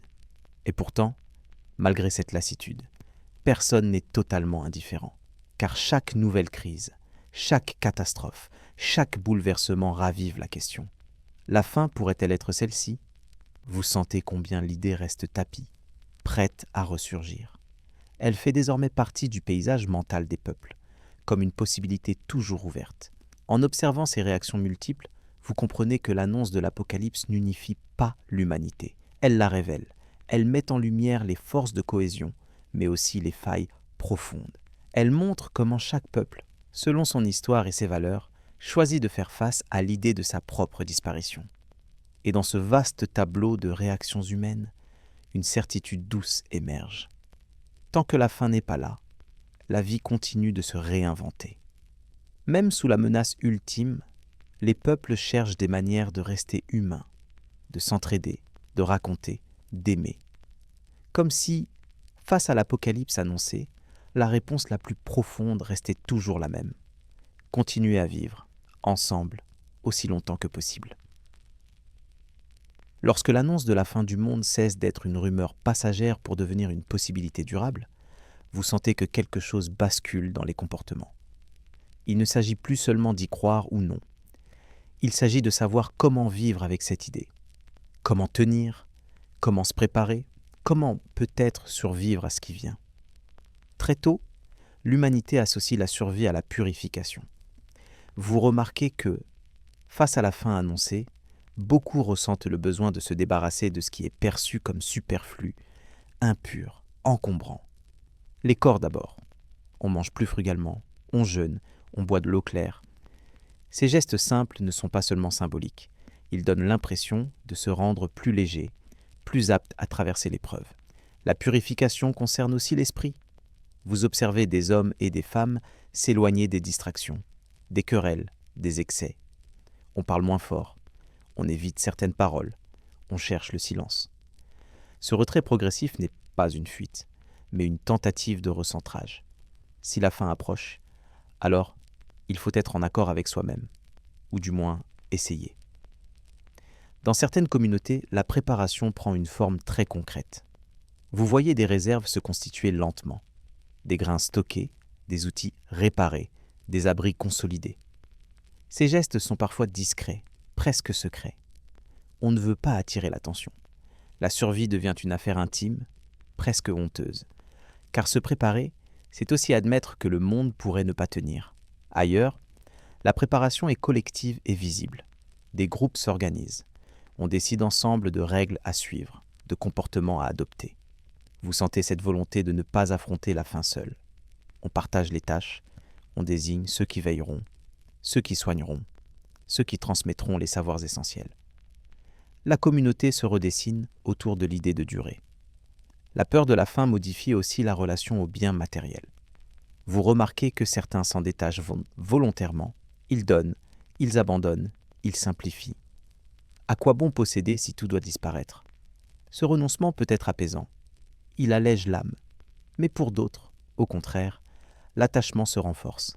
Chaque objet devient un repère, un souvenir, une preuve que la vie a existé. La préparation prend parfois une dimension spirituelle plus intense. Vous voyez des rituels se multiplier, des bains symboliques, des prières répétées, des gestes codifiés transmis par les anciens ou les prêtres. Ces pratiques ne promettent pas toujours la survie physique. Elles promettent autre chose, une survie du sens. Même si le corps disparaît, quelque chose doit rester intact. Vous ressentez aussi combien la préparation à la fin du monde met en lumière des différences profondes entre les individus. Certains agissent avec méthode, presque avec calme. D'autres sont agités, dispersés, incapables de choisir une direction. La peur ne produit pas une réaction unique. Elle révèle les tempéraments. Elle amplifie ce qui était déjà là. Dans ce climat, la notion de mérite apparaît souvent. Qui mérite de survivre? Qui mérite d'être sauvé? Ces questions sont rarement posées ouvertement, mais elles traversent les esprits. Vous sentez leur poids dans les regards, dans les silences. La préparation devient alors aussi un jugement implicite. Se préparer correctement, c'est espérer faire partie de ceux qui passeront de l'autre côté. Mais il y a aussi une autre forme de préparation, plus discrète encore, celle qui consiste à accepter. Vous percevez chez certains une paix étrange. Ils ne cherchent ni à accumuler, ni à se purifier excessivement. Ils continuent à vivre simplement, attentifs aux jours qui passent. Leur préparation n'est pas une stratégie, mais une posture intérieure. Être prêt, pour eux, signifie être présent. Cette diversité de réponses rend l'atmosphère complexe, presque mouvante. Vous sentez que la fin annoncée ne produit pas une seule humanité préparée, mais une multitude de chemins parallèles. Certains cherchent à survivre au monde qui s'effondre. D'autres cherchent à se rendre dignes de ce qui pourrait suivre. D'autres encore cherchent simplement à vivre correctement jusqu'au bout. Et dans cette tension permanente entre action et acceptation, entre purification et attachement, vous comprenez que se préparer à la fin du monde, ce n'est pas seulement anticiper une catastrophe, c'est interroger profondément ce que signifie vivre, ce que l'on garde, ce que l'on laisse, ce que l'on transmet. Ainsi, bien avant que quoi que ce soit ne s'achève réellement, la fin annoncée agit déjà. Elle transforme les corps, les esprits, les communautés. Elle oblige chacun à choisir, consciemment ou non, sa manière de rester humain face à l'idée de disparaître. Avec le temps, vous comprenez que la préparation à la fin du monde ne concerne pas seulement ce que l'on fait, mais surtout ce que l'on devient. À force de vivre sous l'ombre d'un possible effondrement, les êtres humains se transforment lentement, presque imperceptiblement. Les priorités glissent, les désirs se réorganisent. Ce qui paraissait essentiel autrefois perd de son éclat, tandis que des choses simples prennent une importance nouvelle. Vous remarquez que la notion de survie change de sens. Elle ne se limite plus à rester en vie physiquement. Elle englobe la mémoire, les valeurs, les liens. Survivre, c'est aussi transmettre quelque chose avant que tout ne s'interrompe. Vous voyez des parents parler plus longuement à leurs enfants, leur apprendre des gestes précis, des histoires anciennes, des chants, comme si ces savoirs pouvaient traverser la faim, même si les corps ne le faisaient pas. Dans certaines communautés, la préparation devient presque un art de vivre. On apprend à ralentir, à consommer moins, à écouter davantage. Le temps n'est plus perçu comme une ressource infinie, mais comme un espace précieux à habiter pleinement. Vous ressentez cette attention accrue portée aux détails. La texture d'un tissu, la chaleur d'une main, la lumière du matin. Chaque sensation semble mériter d'être retenue. La peur de la fin agit aussi comme un révélateur des attachements profonds. Vous observez que certains se rapprochent intensément de quelques personnes, parfois au détriment du reste du monde. Les cercles se resserrent. L'intime prend le pas sur le collectif. D'autres, au contraire, élargissent leur attention. Ils cherchent à créer du lien là où il n'y en avait pas. Comme si multiplier les relations était une manière de défier l'idée de disparition. La préparation spirituelle, elle aussi, évolue. Au fil du temps, elle devient moins spectaculaire. Les grands gestes laissent leur place à une pratique plus silencieuse. Vous voyez des hommes et des femmes méditer, prier, réfléchir sans démonstration. La relation au sacré se fait plus intérieure. Il ne s'agit plus de convaincre, ni même de se protéger, mais de se tenir droit face à ce qui pourrait arriver. Vous sentez également que la préparation à la fin du monde confronte chacun à la question du regret. Qu'auriez-vous voulu faire autrement ? Qu'auriez-vous voulu dire ? Cette introspection n'est pas toujours confortable. Elle fait remonter des souvenirs, des choix, des bifurcations de vie. Mais elle offre aussi une possibilité rare, celle de réparer, parfois, ce qui peut encore l'être. Dans ce contexte, le pardon prend une valeur particulière. Vous observez des réconciliations inattendues. Des paroles longtemps retenues sont enfin prononcées. Ce n'est pas toujours spectaculaire, ni même complet, mais c'est réel. La fin annoncée agit comme une échéance morale. Elle pousse à alléger ce qui pèse trop lourd pour être emporté plus loin. Pour certains, cependant, la préparation devient une source d'angoisse supplémentaire. L'effort constant pour être prêt épuise.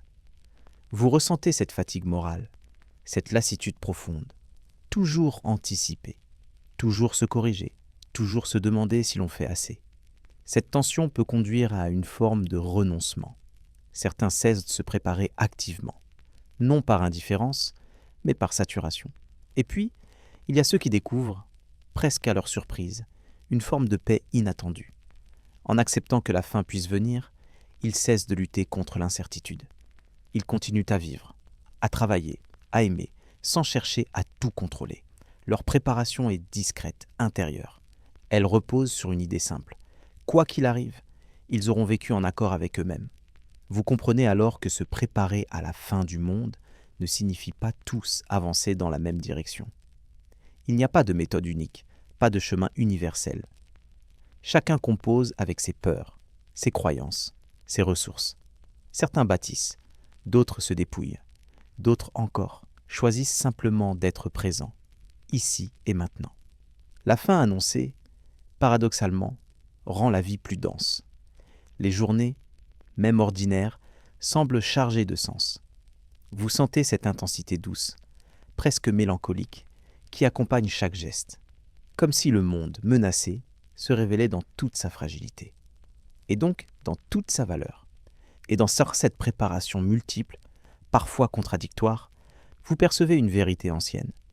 L'humanité s'est toujours préparée à sa fin, sans jamais vraiment savoir à quoi elle se préparait. Elle a appris à stocker, à prier, à transmettre, à aimer plus fort. Elle a appris, surtout, que face à l'inconnu ultime, la préparation la plus profonde reste peut-être celle qui consiste à vivre pleinement tant que le temps est encore là. Avec le recul du temps, vous découvrez une chose troublante. L'histoire humaine est jalonnée de fins du monde annoncées, qui ne sont jamais venues. Des dates redoutées, des signes interprétés, des peurs partagées, et pourtant, à chaque fois, le monde a continué. Cette répétition laisse une empreinte particulière dans la mémoire collective, comme une série de soupirs retenus, puis relâchés. Vous imaginez ces lendemains matinaux, après une nuit d'attente. Le soleil se lève, la lumière revient, les oiseaux chantent, les gens sortent prudemment de chez eux, encore incertains. Pendant quelques instants, personne n'ose vraiment parler. Puis, un regard croise un autre. Un sourire timide apparaît. Le monde est toujours là. Cette simple constatation provoque un mélange complexe de soulagement, de fatigue et parfois même de déception. Car lorsque la fin a été longuement attendue, elle occupe tout l'espace intérieur. Vous comprenez que certains s'étaient le préparer pendant des mois, parfois des années. Ils avaient renoncé à des projets, modifié leur manière de vivre, pris des décisions radicales. Lorsque rien ne se produit, un vide étrange s'installe. Que faire maintenant que la fin a manqué son rendez-vous ? Dans certaines communautés, ce moment devient un tournant. On rit nerveusement. On se raconte que l'on s'est trompé, que l'interprétation était mauvaise. Mais très vite, les récits se réorganisent.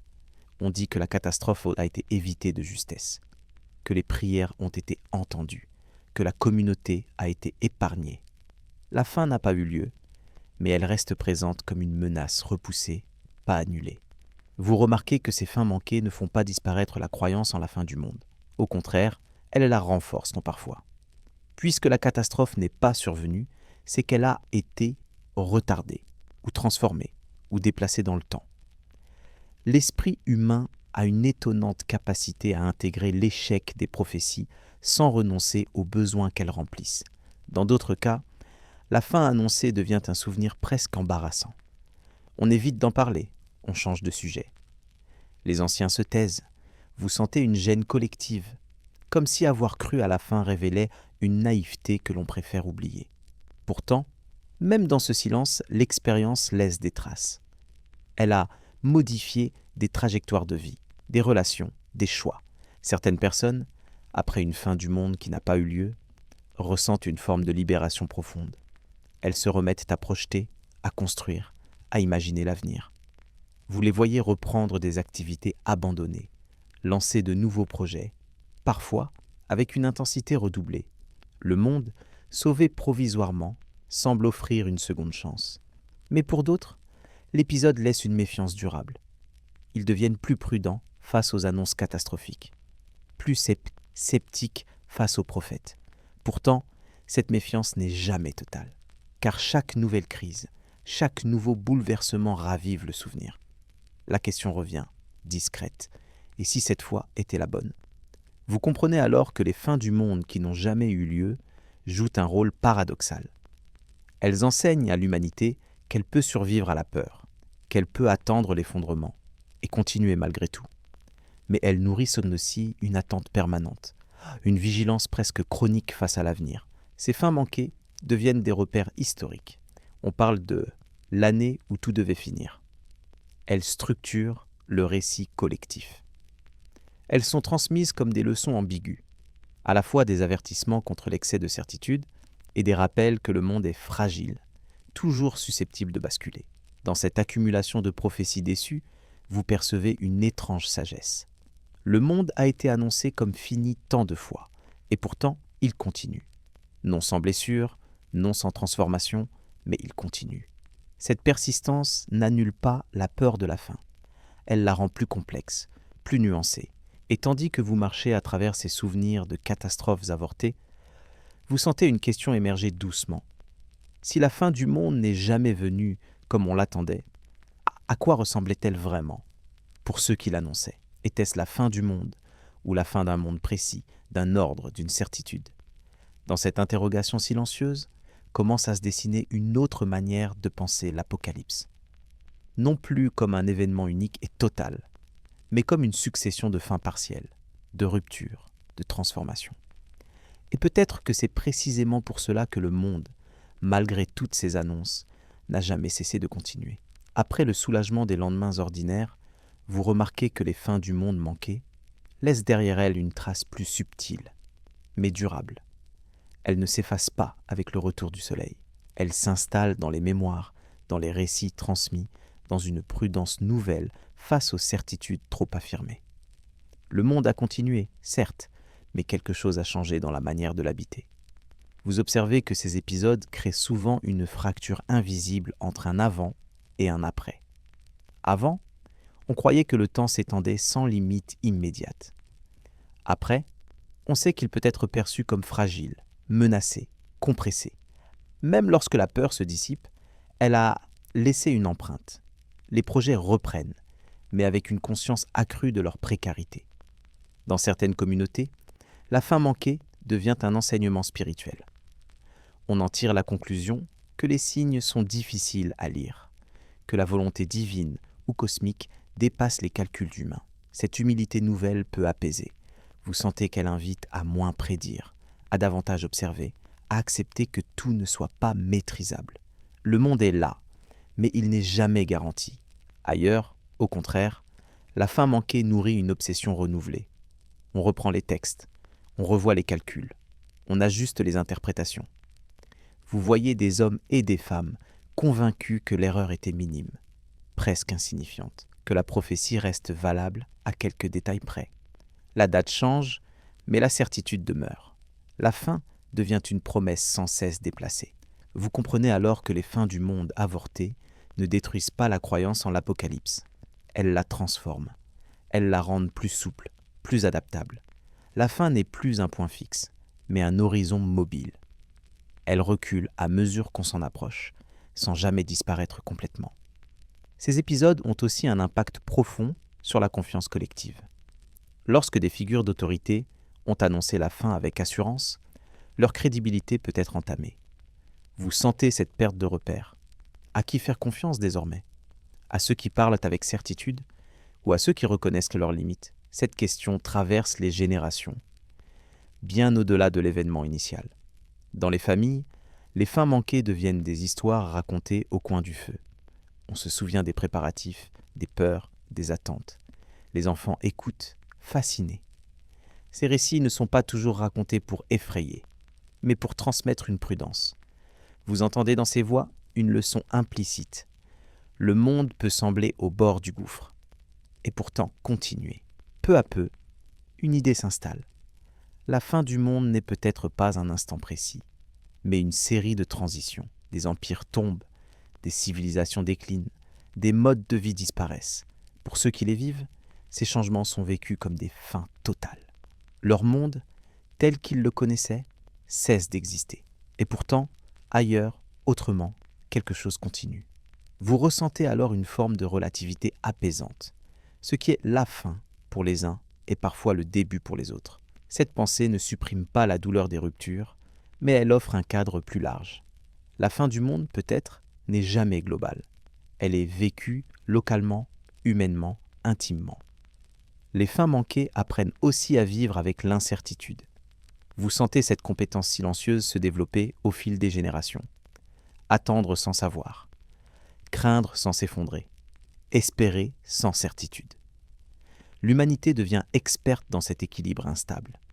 Elle apprend à continuer malgré l'ombre projetée par la possibilité de sa propre disparition. Et dans ce long apprentissage, une forme de sagesse fragile émerge. On cesse peu à peu de chercher des dates absolues. On se méfie des annonces de trop nettes. On préfère observer les transformations lentes, les signes diffus. La fin n'est plus forcément un événement spectaculaire, mais un processus étiré dans le temps. En regardant en arrière toutes ces fins du monde qui n'ont jamais eu lieu, vous comprenez qu'elles ont tout de même façonné l'histoire. Elles ont modifié des comportements, des croyances, des choix collectifs. Elles ont appris aux hommes à vivre avec la peur sans disparaître pour autant. Et peut-être est-ce là leur véritable héritage. Non pas l'annonce d'une fin définitive, mais l'apprentissage patient de la continuité fragile. Le monde n'a pas cessé d'exister, mais il a appris, à travers ses attentes déçues, à se regarder comme un miracle provisoire. Un monde qui tient encore, malgré toutes les fois où l'on a cru qu'il allait s'arrêter. À force de traverser toutes ces prophéties, ces dates manquées, ces attentes prolongées, une question s'impose doucement à vous, comme une évidence tranquille. Pourquoi l'humanité annonce-t-elle sans cesse sa propre fin ? Pourquoi cette idée revient-elle, encore et encore, à travers les siècles, les cultures, les croyances, sous des formes toujours renouvelées ? Vous comprenez peu à peu que la fin du monde n'est pas seulement une peur extérieure. Elle est aussi un langage, une manière d'exprimer ce qui, autrement, resterait diffus, confus, difficile à dire. Lorsque le monde devient trop complexe, trop instable, trop rapide, l'idée de sa fin offre une forme de simplification radicale. Tout s'arrête, tout se résout, tout trouve un terme.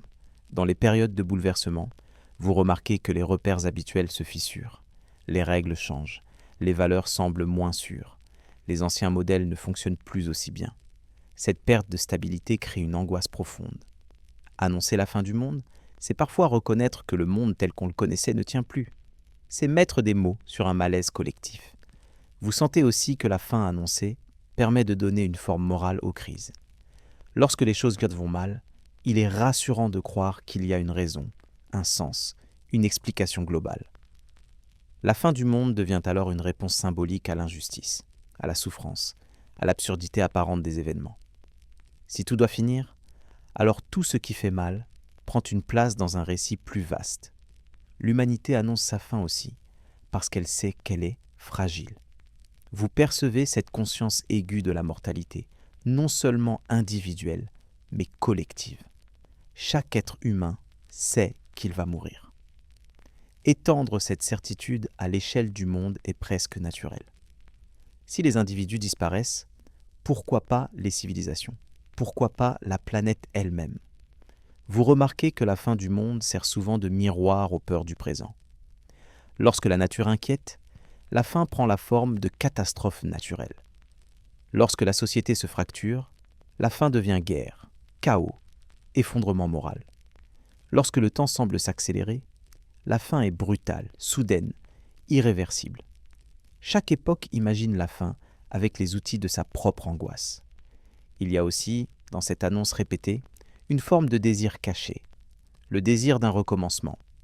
Annoncer la fin, c'est parfois espérer un renouveau, un monde purifié, un ordre plus juste. Vous sentez combien cette attente peut être puissante, surtout lorsque le présent paraît étouffant. La fin devient alors la condition nécessaire d'un avenir différent. La fin du monde permet également de poser des limites. Elle rappelle que tout n'est pas infini, ni les ressources, ni la domination, ni la souffrance. Cette idée peut être apaisante. Elle dit que même les pires situations ont une borne. Même les systèmes les plus oppressifs peuvent s'effondrer. Dans ce sens, la fin annoncée est parfois une promesse plus qu'une menace. Vous comprenez aussi que parler de la fin du monde, c'est parler du temps, de ce qui passe, de ce qui échappe. L'humanité a toujours cherché à maîtriser le temps, à le découper, à le prévoir. La fin du monde est l'ultime tentative de donner une forme au temps total, un point final, une clôture, quelque chose qui rendrait l'histoire lisible. Mais cette obsession révèle aussi une difficulté à vivre dans l'incertitude. Vous sentez combien il est plus confortable d'imaginer une fin claire que d'accepter un avenir ouvert, indéterminé. La fin du monde, aussi terrifiante soit-elle, est une certitude. L'avenir, lui, ne l'est jamais. Entre les deux, l'esprit humain hésite souvent. Et pourtant, malgré toutes ces annonces, le monde continue. Cette contradiction est frappante. Elle montre que la fin du monde est moins une prédiction qu'un besoin récurrent. Un besoin de sens, de structure, de récit. L'humanité ne se contente pas de vivre les événements. Elle cherche à les raconter, à les inscrire dans une histoire cohérente, même lorsque cette histoire parle de sa propre disparition.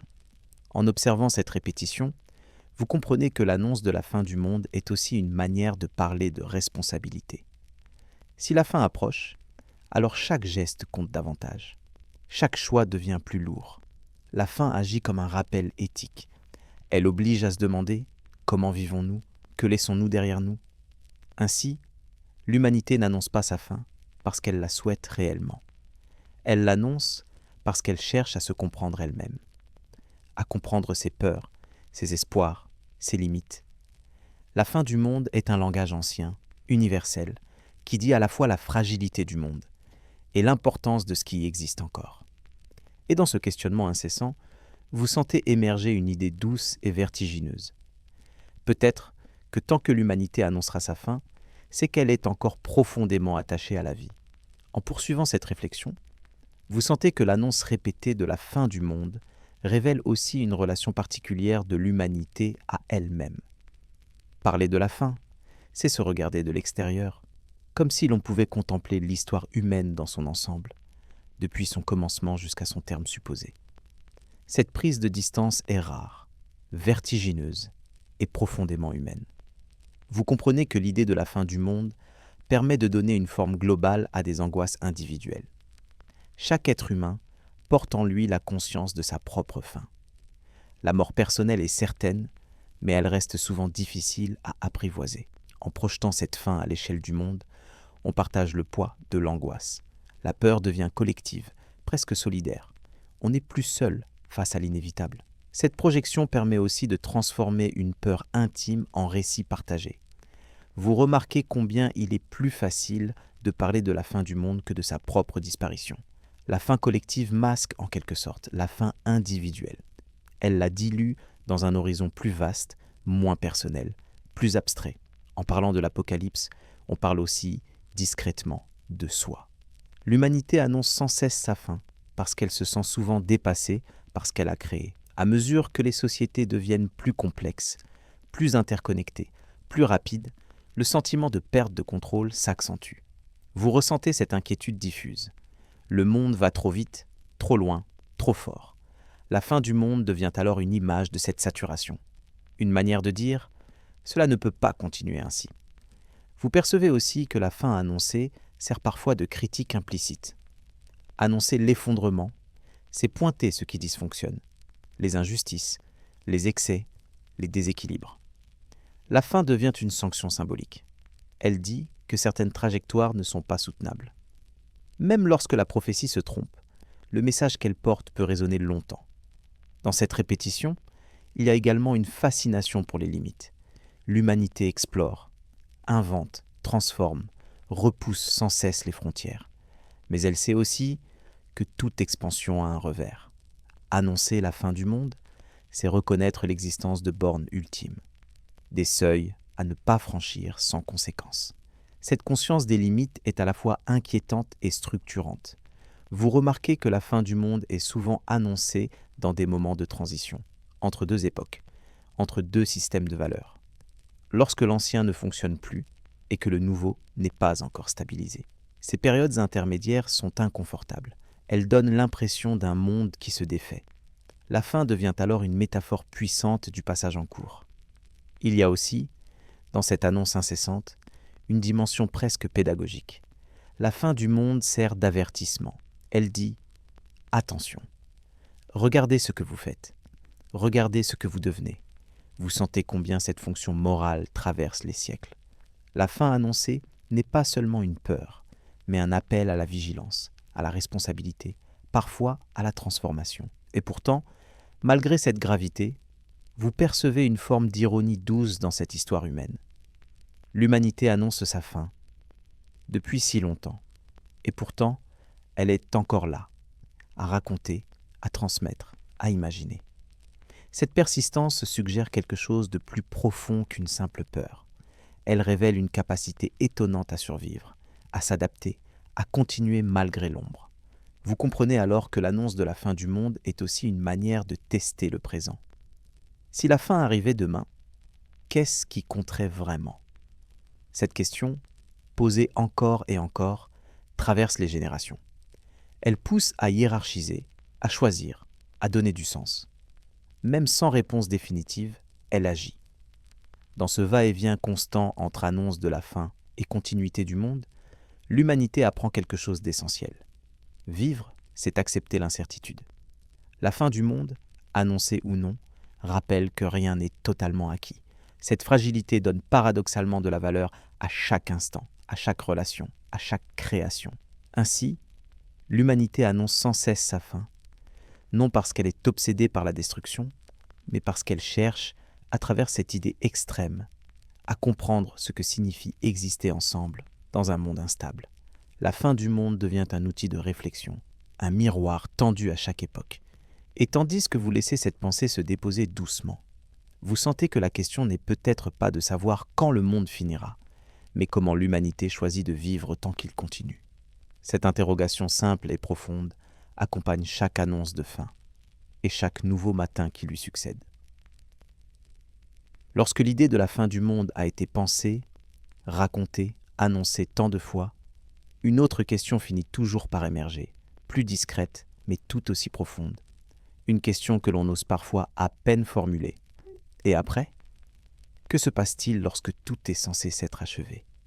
Que reste-t-il dans l'imaginaire humain une fois la dernière page tournée ? Vous remarquez que, presque jamais, la fin du monde n'est conçue comme un vide absolu. Même dans les récits les plus sombres, quelque chose subsiste, une lumière, un reste, une promesse fragile. L'humanité semble incapable d'imaginer une disparition totale sans lendemain, comme si l'idée même d'existence appelait nécessairement une continuité, sous une forme ou une autre. Dans de nombreuses traditions, la fin est suivie d'un renouveau. Un monde ancien s'effondre, mais un monde nouveau se prépare. Vous sentez combien cette structure rassure. Elle transforme l'apocalypse en passage plutôt qu'en anéantissement. La destruction devient une étape, douloureuse mais nécessaire, vers un ordre renouvelé. Le chaos n'est plus une fin, mais un seuil. Vous observez que cette idée de renaissance n'est pas toujours spectaculaire. Elle peut être humble, discrète, une poignée de survivants, une terre encore fumante, des gestes simples qui recommencent. Semer à nouveau, construire autrement, raconter ce qui s'est passé pour ne pas l'oublier. Cette vision apaise, car elle rend la fin habitable, presque compréhensible. Même lorsque la fin du monde est annoncée comme totale, l'imaginaire humain introduit souvent une forme de continuité spirituelle, une survie de l'âme, une mémoire conservée ailleurs, un jugement suivi d'une paix éternelle. Vous ressentez combien cette perspective permet de supporter l'idée de la perte. Si tout ne s'arrête pas vraiment, alors la fin devient moins insupportable. La Renaissance, cependant, n'est pas toujours idéalisée. Dans certains récits, le monde d'après est plus austère, plus exigeant. Il faut apprendre à vivre autrement. Les erreurs du passé servent de leçon. Vous sentez que ces visions traduisent un désir profond de correction. Comme si l'humanité rêvait d'une seconde chance, d'une possibilité de faire mieux après avoir tout risqué. Cette idée de recommencement traverse aussi les expériences historiques réelles. Après des guerres, des épidémies, des effondrements, les survivants parlent souvent d'un sentiment étrange. Le monde semble à la fois familier et étranger. Les paysages sont les mêmes, mais quelque chose a changé dans le regard. Vous ressentez cette ambivalence, la douleur de ce qui a été perdu et l'élan fragile de ce qui peut encore être construit. Dans ces récits d'après la fin, l'espoir n'est jamais naïf. Il est prudent, mesuré, parfois tremblant.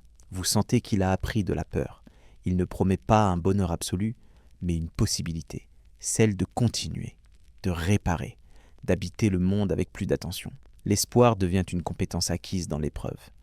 Vous remarquez aussi que la Renaissance implique presque toujours une mémoire. Le monde d'après la fin n'est pas un monde amnésique. Il porte les traces de ce qui a été. Les récits, les ruines, les souvenirs servent de repères. Ils rappellent ce qui a conduit à la chute et ce qu'il faudrait éviter de reproduire. La mémoire devient un outil de survie. Cette insistance sur l'après révèle quelque chose d'essentiel. L'humanité ne se contente pas d'imaginer sa fin. Elle imagine ce qu'elle pourrait devenir. La fin du monde devient un laboratoire narratif où l'on teste d'autres façons d'exister, plus justes, plus simples, plus attentives. Même si ces idéaux ne sont jamais parfaitement atteints, ils orientent la réflexion. Vous sentez aussi que parler de l'après permet de rééquilibrer la peur. La fin, seule, écrase. L'après ouvre. Il crée un espace mental où la destruction n'a pas le dernier mot. Cette ouverture est essentielle pour continuer à vivre dans un monde menacé. Sans elle, la peur deviendrait paralysante. Dans ces visions d'un monde renouvelé, l'humain retrouve souvent une place plus modeste, moins dominateur, plus attentif aux équilibres. Vous percevez dans ces récits une aspiration profonde, celle de réapprendre à habiter le monde plutôt que de le posséder. La fin devient alors une leçon ultime, une remise à zéro symbolique.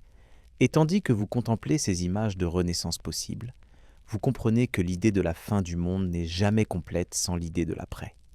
L'une appelle l'autre. La destruction appelle la reconstruction. La nuit appelle l'aube. Ainsi, même au cœur des prophéties les plus sombres, l'humanité glisse toujours une étincelle d'espérance.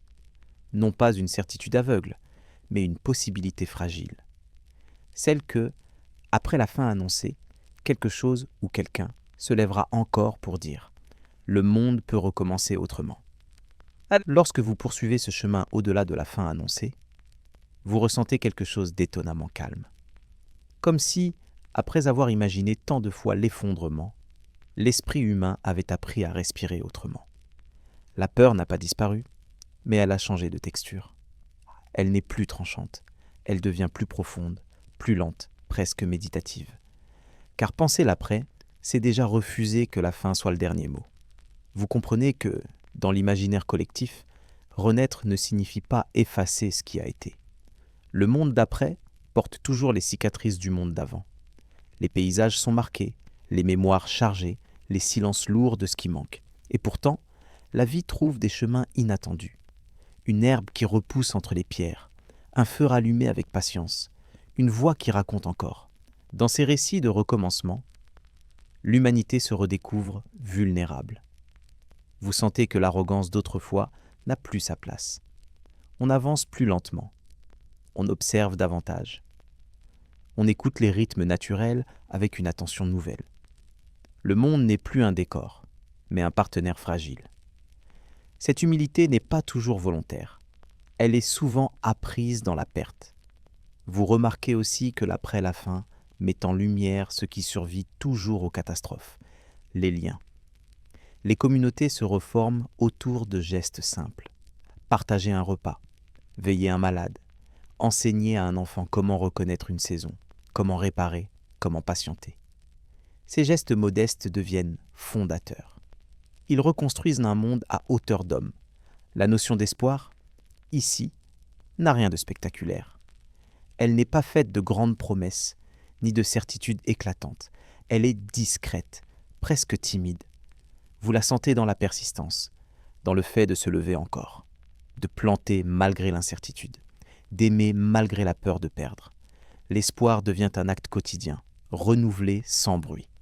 Dans certains récits, l'après la fin est l'occasion d'un changement radical. Les règles anciennes sont abandonnées. Les hiérarchies sont repensées. Vous percevez ce désir profond de ne pas répéter les erreurs passées.